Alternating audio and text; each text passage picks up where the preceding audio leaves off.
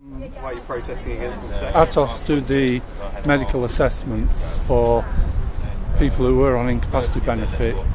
They're all going to be moved over to another benefit called employment support allowance, and to get that they have to pass a much stricter medical, which is a computer-based system, and then the medicals aren't always done by a qualified doctor. Sometimes it's a nurse or a physiotherapist, and they're just given a list of questions by the computer to ask people, and the computer makes up the report itself.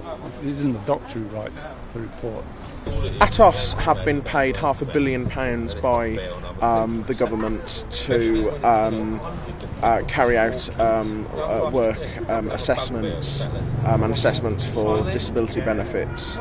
Every single person who currently receives a disability benefit is going to be reassessed under the new computer system that Atos is going to be using to carry out these assessments. This computer system, it's administered by a human being, but all the questions are, come from this computer. There have been reports, these questions very underhanded. For example, can you watch EastEnders is a question that's been reported, and that basically, if you answer yes, then that means you can concentrate for 30 minutes. Do you think there's a better way that people could be assessed?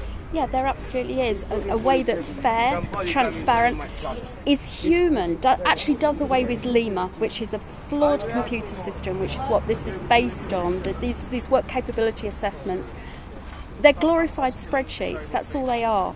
And Atos uses people who they call healthcare professionals to make it look as if it's respectable and that it's actually done in a way that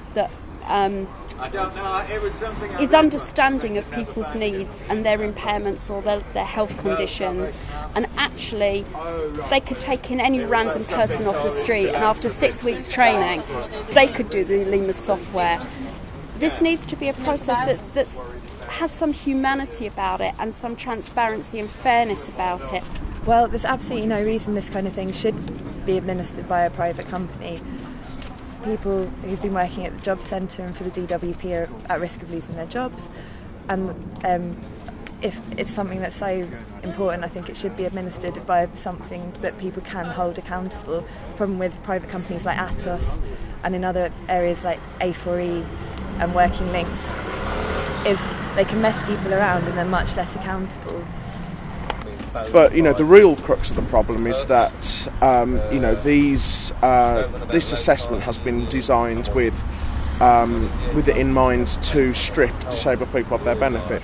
At the moment, everything is weighted against a disabled person actually scoring the 15 points they need to get employment and support allowance.